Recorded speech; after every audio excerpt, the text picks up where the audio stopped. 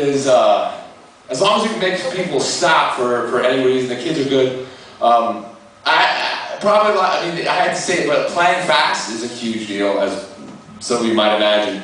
You know, picking up tempos a little bit. People like a little bit of that sort of showmanship in the playing as well. What he's saying is, if you want to get rid of everybody, play a slow waltz. No, that actually works. Every once in a while, those waltzes do work. Yeah. So you're gonna see couples. The evening air, the sun is setting. Wisteria is on the air. What is wisteria? I don't know. I just read it somewhere in the book.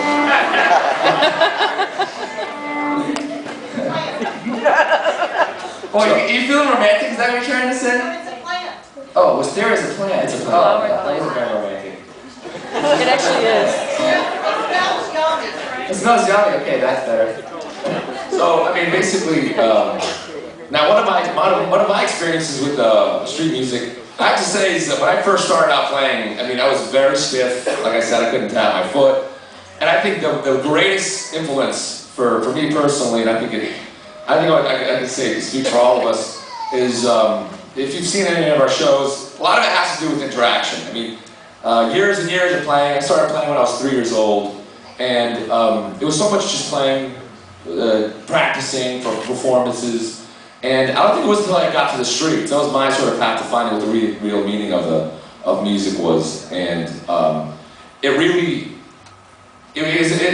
playing in the streets for me was connecting with the audience. That's a lot of our, you may have seen that, our antics on stage, trying to get people involved, because ultimately that's what makes it alive at the moment. It makes it relevant. So you see, it's Friday night, you see somebody walking down, you have to somehow connect with even that one person. If you can connect with that one person, that was a nice lesson for us. I think it was just having one person stop was great, because people who have bust know the feeling of not playing for anybody. I mean, it's people just walking by, but having that, it was a good lesson for us, being now stage performers, where it doesn't really matter how many people are in front of you, it's more if you can connect with whoever you are, whoever's in front of you.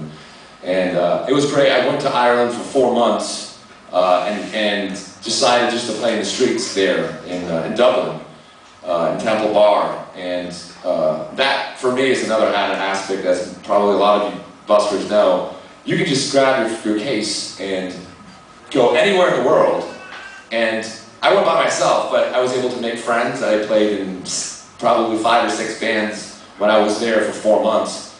I ended up extending my stay illegally, because it was just that. Don't tell anybody. It was just in the Busking store. But it was, I mean, it was mind-blowing to think that I have something right there, that case right there. I can just pick it up, 6 days notice, get on an airplane, and then live in a different country, make friends, and really sustain myself when I was over there. And I mean, that freeing aspect of the music is something I think, I mean, all the lessons I've had put together couldn't buy teaching me exactly what music's about. So busking is a huge part of my entry to performing, and I think it's the same for all of us. Yeah, because sometimes it feels like you're just practicing for other musicians, and you should really just be playing for people, even if it's not perfect. Yeah, that's definitely a huge element, and a lot of it too for us is we got to play music together. And I know busking is when you're depending on the money that you're going to make that day to pay for your lodging that night. But if you can find people to make music with, sometimes that's more effective, and it's more creative, and you'll find you'll have a lot more stories to tell if you can get a good bunch of people. For instance, we played, of course you're playing acoustic and unplugged, and one of our techniques that we learned is the power of unison. We haven't had 2 fiddles, but doubling up, doing things together, singing in unison, just kind of like to make it sound like a more projection.